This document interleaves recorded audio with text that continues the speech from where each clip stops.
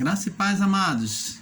Estamos aqui na série que nós estamos fazendo, né? Os espíritos manifestos neste mundo. Quem são? Agora nós vamos para a parte 7. Vamos para a parte 7. Tá bom? Vamos estar aqui. Eu desejo a vocês o melhor de Deus. Você que está chegando agora no nosso canal, seja bem-vindo. E o que nós ensinamos estamos aqui no canal Luz e da Graça, desejando ensinar a verdade. Nós compreendemos, e eu aqui, o irmão Paulo afirma, que nós não somos o dono da verdade, mas estamos buscando e caminhando para a verdade. Então, cada momento, a cada estudo, cada iluminação, vamos chegando mais perto da verdade. Então, não estamos aqui afirmando que somos o dono da verdade, que só nós temos a verdade, que só aquilo que nós ensinamos é a verdade. Não. Então, você que nos assiste, você pode fazer as suas contestações. O irmão Paulo, graças a Deus, tem a humildade de ouvir e receber, de aceitar ou não, estarei colocando meu ponto de vista. Então, se você tem um comentário contra ou a favor, você pode dizer no seu comentário.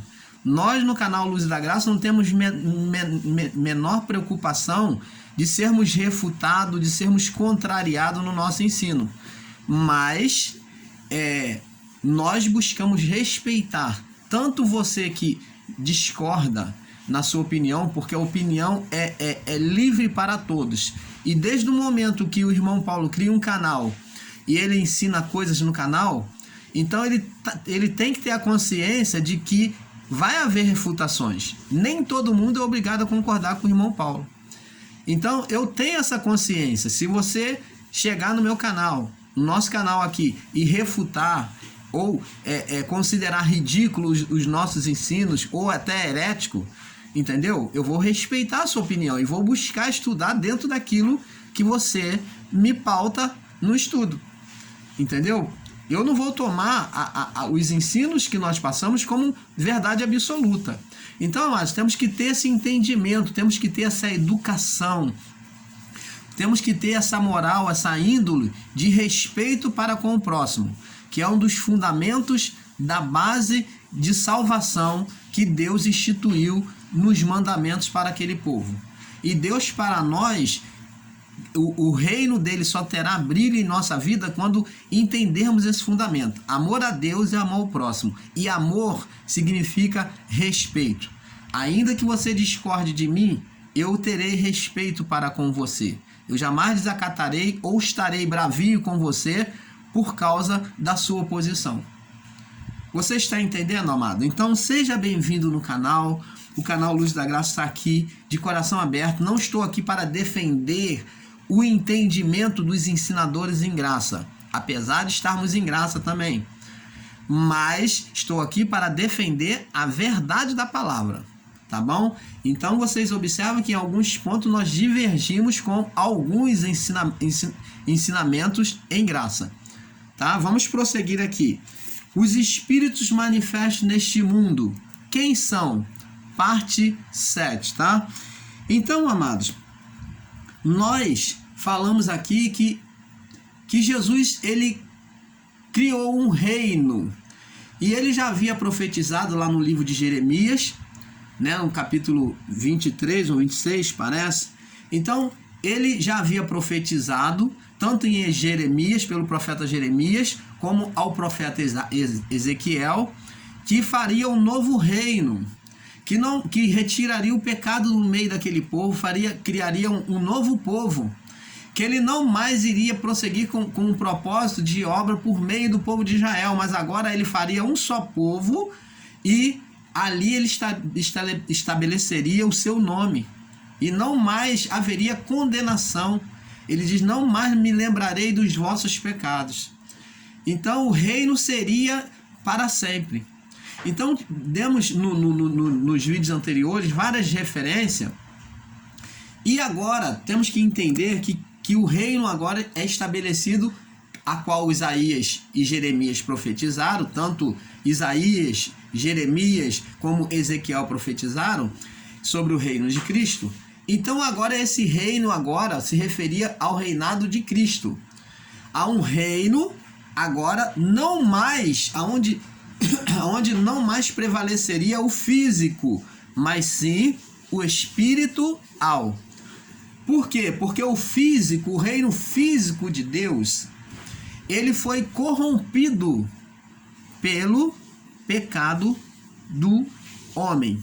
Que homem? Adão, o nosso pai na carne. Então Adão criou um outro ser, um outro ser neste mundo, né? Foi a divindade deste mundo, uma outra divindade deste mundo, para governar sobre os homens. Inconscientemente, Adão, quando pecou contra Deus, ele estabeleceu o reino de um espírito, a qual foi chamado de Satanás, o espírito opositor a Deus. E Cristo, na morte de cruz, quando ele se fez maldito por causa do homem, para cumprir nele a lei, ele cumpriu nele a lei e se tornou o castigo da condenação da lei, com que o espírito de Satanás condenava toda a criação. Aquele que nos acusava dia e noite. Quem nos acusava dia e noite? O espírito de Satanás. Você vê que ele acusou a Josué e o anjo falou: o Senhor te repreenda. Acusou a Moisés e o anjo falou: o Senhor te repreenda. Acusou a Jó e então Deus foi lá e mostrou a fidelidade de Jó. Você lembra que ele diz? Ele só te teme por interesse. Ele te teme em vão por interesse. Tira o que ele tem e tu vai ver. Então esse espírito, ele existiu, amados irmãos.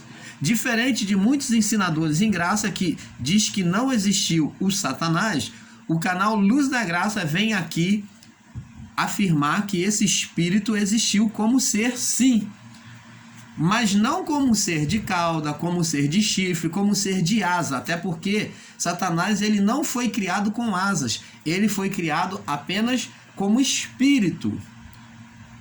Como espírito, pela confissão que o homem fez em desejar ser igual a Deus. Então ele criou aquele espírito de Adão, aquele espírito de rebelião contra Deus. Então esse é o espírito de Adão. Por isso que Adão é chamado de referente ao diabo, porque o espírito veio dele. Veio do corpo dele. Veio da alma deles, de Adão e Eva. Então, esse espírito criado, né, que veio do âmago desses homens, de Adão e Eva, então esse espírito foi o que reinou sobre a criação. Você está entendendo, amado? O irmão Paulo busca explicar tudo minuciosamente para você não ficar em entendimento errado, em palavras, né, mal interpretadas. Às vezes pega-se uma palavra no sentido literal e se interpreta errada. Então, vamos aqui. Jesus estando aqui, antes de subir à cruz, vamos lá no livro de João para nós prosseguirmos. João 14, João, no verso 14, Jesus vem falar agora do novo reino. Em oração, ele vem falar agora, João 14, verso 18 ao 25. Jesus, antes de subir à cruz, já presta a ser entregue à morte, ele diz assim, em oração, ele diz assim, ele fala com os discípulos, aliás: não vos deixarei órfão. O que é ser órfão? É ser desamparado, não ter ninguém por eles, não ter nem pai e nem mãe. Então aquele que não tem pai e não tem mãe é órfão. Então por que Jesus estava dizendo acerca de órfão? Porque ele fala de um pai espiritual, de alguém que cuidasse deles, que assumisse eles na sua condenação. Nesta vida. Então nesta vida Jesus disse que vinha assumir a criação humana. Ele diz assim: não vos deixarei órfãos, mas eu voltarei para vós. eu voltarei para vós. Aí ele explica, ele diz que vai morrer, mas ele vai ressuscitar. E diz assim: ainda por um pouco o mundo não me verá mais, mas vós me vereis, porque eu vivo. Então ele está falando de ressurreição. E vós vivereis. Naquele dia conhecereis que eu estou no Pai, e vós em mim, e eu em vós. E ele diz assim: aquele que tem os meus mandamentos e os guarda, esse é o que me ama. E aquele que me ama será amado de meu Pai, e eu amarei e me manifestarei a ele. Então, você está vendo que Jesus, ele disse que iria voltar para vós. Ele disse: não vos deixarei órfão, mas voltarei para vós. Aí ele diz aqui, ó, antes ele diz assim: eu rogarei ao Pai, no verso 16, e ele vos dará outro Consolador. Então ele disse que iria, mas ia ter um outro Consolador, para que fique convosco para sempre. Então, o sistema religioso ensina que você tem que buscar o Espírito Santo. Ora, buscar como se fosse algo que não existisse, que tinha que vir quando o Espírito Santo já veio. Como que você vai buscar o que já é achado, o que já existe? Você busca algo que existe? Não. Então os ensinos evangélicos que diz que você tem que entrar em oração e buscar o Espírito Santo, esse termo buscar o Espírito Santo, fazer busca em adoração e cantar louvores para dizer: vem Espírito Santo vem, aliança contigo eu farei, jamais eu te abandonarei. Então esse Espírito Santo, até nessa canção, é mentiroso, porque o Espírito Santo já veio desde o momento em que Jesus morreu à cruz. Desde o momento que ele subiu à cruz e morreu, então agora o Espírito veio, o Espírito Consolador, para que fique convosco para sempre. Então ele já está conosco desde a cruz, a partir da morte de Cristo. O Espírito veio substituir, é o Espírito de Cristo. O Espírito da verdade, verso 17, que o mundo não pode receber. Se você não acredita que você tem o Espírito Santo, é que você está vivendo com o olhar do mundo, porque não vê e nem o conhece.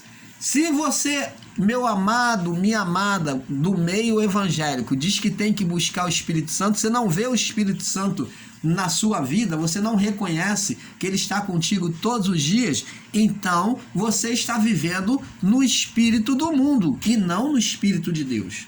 Porque não se busca o Espírito Santo, porque ele já existe em nós desde o Pentecostes. Você está entendendo, amado? No Pentecostes foi o derramamento sobre toda a carne, e toda é sem acepção.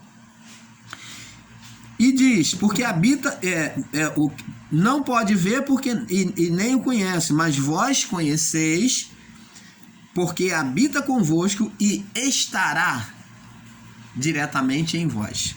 Estará em vós. Então ele fala no verso 18: não os deixarei órfãos, mas voltarei para vós. Ainda por um pouco o mundo não me verá, falando da sua morte, mas vós me vereis. Ele sabia que Jesus disse que ia ressuscitar, eles veriam, só eles poderiam ver Jesus após a ressurreição, porque eu vivo e vós vivereis. Então, você está entendendo, amado? Então o Espírito Santo nunca se apartou. Desde a morte de Jesus, o Espírito já estava com os discípulos ali, consolando eles. E após a ressurreição de Jesus, o Espírito está ali presencialmente em Cristo. E então, após isso, o Pentecoste, que ele vem se estabelecer diretamente, ficar diretamente no homem, na criação. Então temos que entender que agora o Espírito faz morada no homem, no novo governo de Cristo. No reino de Deus, na volta do Éden, agora não mais no físico, na criação física, onde o Éden estava estabelecido junto com a terra, Então o Éden se apartou da terra, o Éden sendo espiritual, o mundo espiritual, se apartou do mundo físico, né?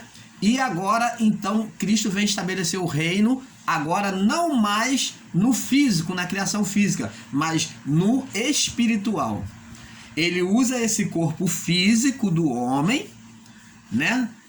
Porque dentro deste corpo físico existe um espírito. Então Cristo vem estabelecer agora o reino dele, o Éden, no espírito do homem. Você está entendendo, amado? E o Espírito Santo representa o reino de Deus. Ele é a manifestação do reino de Deus. É por meio do Espírito que o reino de Deus se manifesta. Então, as manifestações de Deus, da vontade de Deus, da bondade de Deus, do amor de Deus, é por meio do Espírito Santo. Por isso que a palavra de Deus diz que naquela época, o Espírito, as pessoas tinham que buscar, Paulo diz, buscai a santificação, sem a qual ninguém verá Deus. Eles tinham que buscar se santificar, porque estavam debaixo da lei, quer dizer, debaixo da condenação da lei. Então, eles tinham que buscar se justificar, se santificar para ver a Deus, para que o Espírito habitasse neles. Você está entendendo, amado? Mas nós já não estamos mais debaixo da condenação da lei, aonde o espírito deste mundo condenava a criação. Então, nós vamos ver aqui essas manifestações hoje.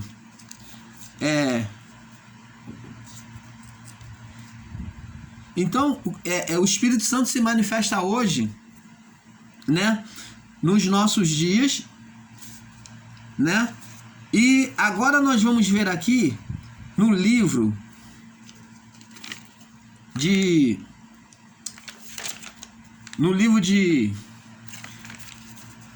João, capítulo 14, no verso 15, 26. João 14, 15 e 26, foi o que nós lemos, né? Vamos ler agora um livro de Mateus, do capítulo 13 ao 9. Nós já lemos, vamos ler de novo. Mateus 13 ao 9. Vamos para entender sobre o estabelecimento deste reino. Vocês me perdoem por causa da série ser bem longa, mas eu tenho certeza que você está tendo um perfeito entendimento. Então vamos lá, Mateus 13, do 1 ao 9. Diz assim, do 1 ao 9, diz assim: a parábola do semeador, o título. Tendo Jesus saído da casa naquele dia, estava sentado junto ao mar, e ajuntou-se muita gente a ele, de sorte que, entrando num barco, se assentou. E toda a multidão estava em pé na praia. E falou-lhes de muitas coisas por parábola, dizendo: eis que o semeador saiu a semear. Então Jesus conta uma parábola, um fato, comparando, é uma comparação, ele cria uma história, né? Parábola é uma história criada, tá? É uma história criada, tá? História, não história. Ele pega, aliás, é uma história, que é um fato do que se evidencia no dia a dia. Então ele pega uma história, né, que é o termo certo. Então ele pega uma história, um fato do que acontece no dia a dia e faz uma comparação. Eis que o semeador saiu a semear, verso 4. E quando semeava, uma parte da semente caiu junto ao caminho, e vieram as aves e a comeram-na. E outra parte caiu em pedregais, onde não havia terra bastante, e logo nasceu, porque não tinha terra funda. Mas vindo o sol, queimou-se e secou-se, porque não tinha raiz. E a outra caiu entre os espinhos, e os espinhos cresceram e sufocaram-na.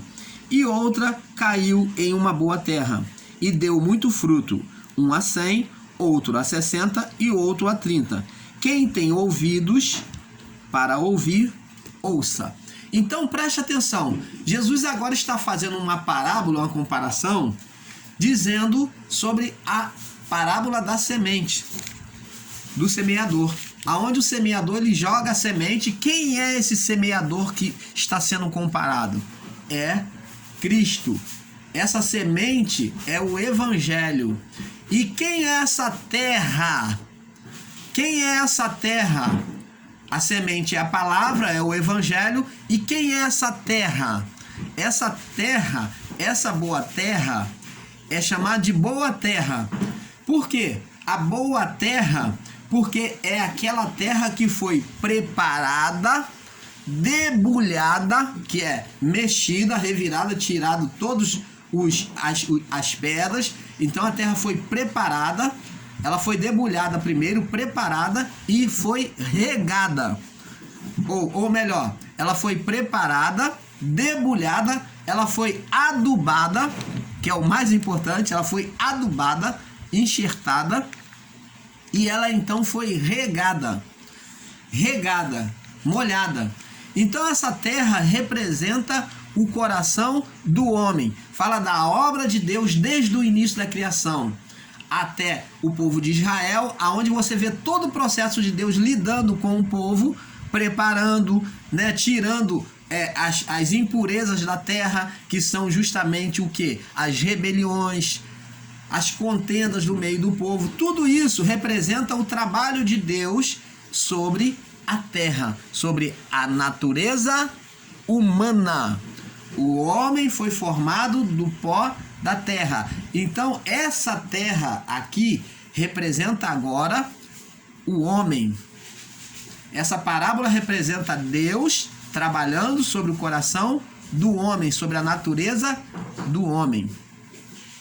Você está entendendo, amado, que agora a linguagem de Cristo nas suas parábolas são linguagens espirituais, que não tem nada a ver com o que ele fala literalmente, mas tem um sentido espiritual, é comparativo. Por isso que Jesus falou, as minhas palavras são espírito e verdade. O que é uma palavra ser espírito? É porque não é aquilo que você vê nas palavras, mas é uma comparação. Elas têm, naquela linguagem existe vida. Existe vida, uma expressão espiritual. E aqui Jesus está se colocando como o semeador, mas ele diz que existe semente que caiu entre a beira do caminho. A terra é boa, a terra já foi preparada, mas existe semente que cai à beira do caminho. Ela não cai na terra diretamente, cai aonde está passando pessoas, no meio de trânsito de pessoas. Então, isso é uma comparação das pessoas que vivem, que recebem o evangelho não de forma perfeita. Ela, no seu transitório, na sua correria da vida, ela não entende o evangelho de forma perfeita e ela vai sofrer as consequências. Então, o evangelho, para ele ser perfeito na pessoa agora, que é formado agora no espírito do homem, no homem, sobre o pó, linguagem espiritual, sobre o pó da terra, aonde também Deus falou que a serpente viveria do pó, que é de alimentar-se de pecado humano. Vai entendendo. E agora sobre a terra, a semente é semeada. Então você vê que a linguagem agora ela é espiritual. Então vamos agora, amados e abençoados, vamos partir agora para o livro de 2 Coríntios, capítulo 3, 2 Coríntios, para entendermos sobre essa linguagem. 2 Coríntios, capítulo 3, do verso 1 ao diante, diz assim, vamos ler o capítulo praticamente todo, diz assim: porventura, Paulo escrevendo aos Coríntios, porventura começamos outra vez a louvar-vos começamos outra vez a louvar-nos a nós mesmos?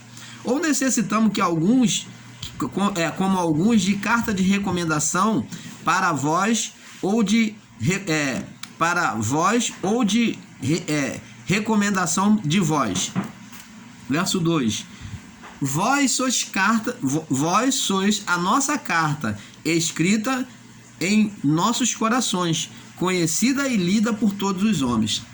Porque já é manifesto que vós sois carta de Cristo, ministrada por nós, escrita não com tinta, mas com o Espírito do Deus vivo, não em tábuas de pedra, mas em tábuas de carne do coração. Então você está vendo que a linguagem que Paulo está falando é que nós somos, ele faz a comparação àqueles que pregam o evangelho, que dizendo que eles não precisariam de recomendação, mas que eles eram cartas de Cristo, recomendadas pelos apóstolos como carta de Cristo, como testemunho de Cristo, escrita não com tinta, mas escrita não com tinta, mas com o Espírito do Deus vivo. E não em tábuas de pedra, mas em tábuas de coração de carne. E por isso ele diz, e é por Cristo que temos tal confiança em Deus. Não que sejamos capazes de nós mesmos de pensar alguma coisa como de nós mesmos, mas a nossa capacidade vem de Deus, o qual nos fez também capazes de ser ministros de um novo testamento. Agora está falando de um novo testamento, de uma nova promessa. Não mais a promessa de salvação que fez com o povo de Israel, mas agora é um novo pacto. De um novo testamento, não da letra, mas do escrito, não da letra dos mandamentos mosaicos, da letra, mas do Espírito. Porque a letra mata e o Espírito vivifica. Então está dizendo que a lei de Moisés agora ela condenava, ela matava, ela condenava a morte, porque ninguém foi capaz de cumprir a lei de Moisés. Mas agora, o ministério agora era do Espírito. O Espírito, ele traz a vida de volta. E se o ministério da morte, gravado com letras em pedra, verso 7, veio em glória, de maneira que os filhos de Israel não podiam fitar os olhos na face de Moisés, por causa da glória do seu rosto, o qual era transitória, como não será maior o ministério do Espírito? Porque se o ministério da condenação foi glorioso, muito mais excederá em glória o ministério da justiça. Então agora, o que Paulo está dizendo, que o ministério agora de Deus, a ministração de Deus sobre a criação, sobre o homem, é no Espírito. E então, lembra da parábola da semente? Agora o ministério é no Espírito, é dentro do homem. Lembra quando Jesus diz... Vamos lá, Lucas, vamos ver, o ministério é dentro do homem, vamos ver aqui. Jesus, ele disse que o reino é dentro de nós. Vamos lá, Lucas capítulo 17. Lucas 17.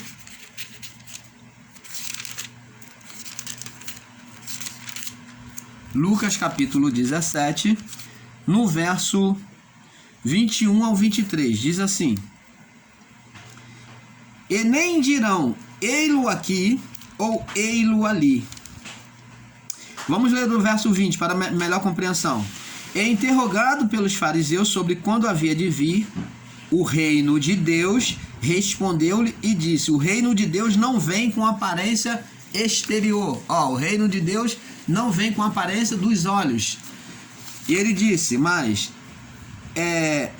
nem dirão, ei-lo aqui ou ei-lo aqui ou ei-lo ali, porque o reino de Deus está dentro de vós.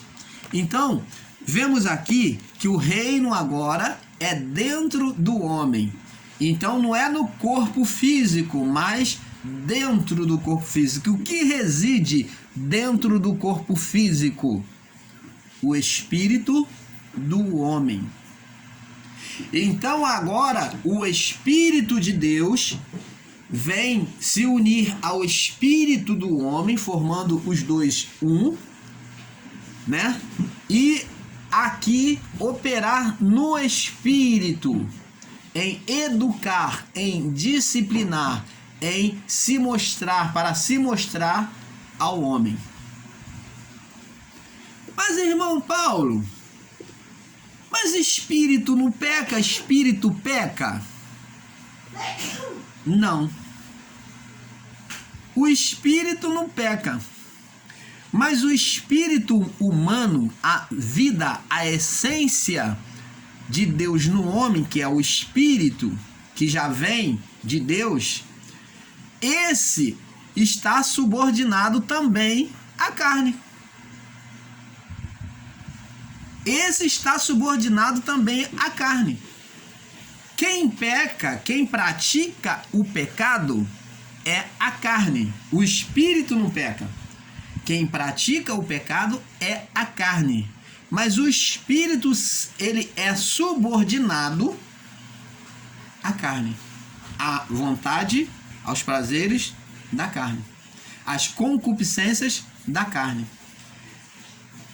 Por quê? Porque o espírito humano, presta atenção, amados e abençoados, Deus, quando olha para o homem, ele é subordinado. Então, de uma certa forma, preste atenção, o espírito, ele cometia pecado. Hoje ele não peca. O espírito não tem como pecar. Mas antes, o homem na sua alma, que era a vida do corpo, que também é espiritual. Eu não vou falar espírito para que você não entenda que a alma seja espírito. A alma era espiritual, porque para que você entenda que o espírito que vem agora é diferente da alma. Então, a alma, que é a vida do corpo, a vida no sangue, ele se submetia à carne. Ele praticava, a alma praticava no corpo o pecado, no mundo das trevas, aonde Satanás reinava. Então a condenação foi contra a alma. Por quê? Porque a alma pecava, tanto que a palavra dizia: a alma que pecar, esta morrerá. Então a alma, espírito, que era espiritual, então esta alma foi condenada no mundo das trevas do primeiro século.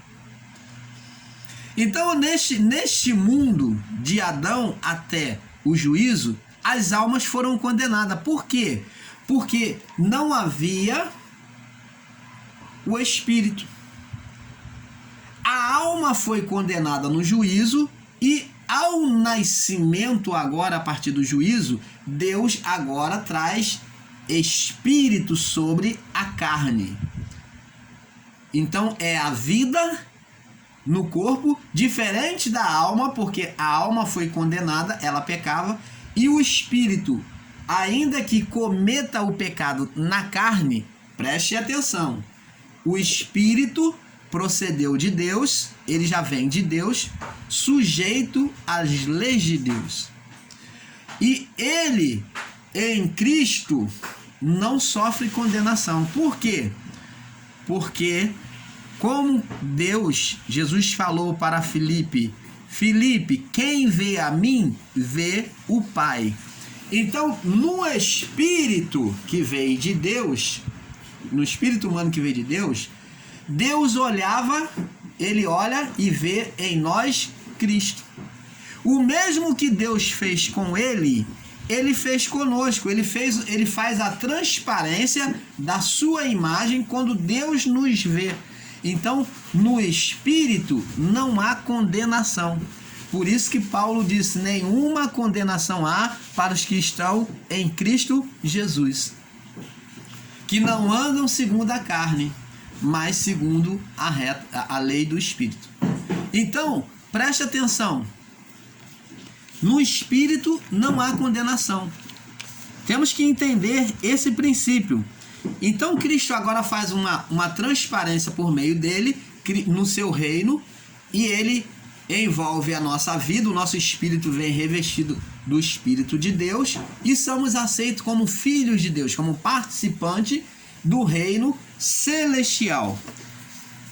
Aonde neste mundo, outrora, o reino era maligno. Existia um reino maligno. Vamos ver aqui no livro de Efésios, no capítulo 6, né? Diz aqui: revestivo, verso 11: revestivo de toda a armadura de Deus, para que possais suportar, para que possais estar firme contra as ciladas do diabo. Esse diabo aqui é a natureza da carne, tá? Da carne adâmica. Então está falando da manifestação de Adão no corpo. Porque não temos que lutar contra a carne. Você está vendo que está falando da carne, não está falando do ser, de Satanás. Então isso aqui não está falando da luta contra Satanás, está falando da manifestação das obras de Satanás. Porque não temos que lutar contra a carne e sangue, mas sim contra os principados e potestades, contra os príncipes das trevas deste século, contra as hostes espirituais da maldade nos lugares celestiais. Então, você vê que existia um reino. Agora Cristo vem estabelecer o reino dele dentro de nós. Você está entendendo, amados? Nós vamos passar para o próximo vídeo, né, para a parte 8, um pouco aqui, um pouco ali. Tenha um pouco de paciência que nós já estamos terminando essa série, tá bom? E fique na paz, tá bom?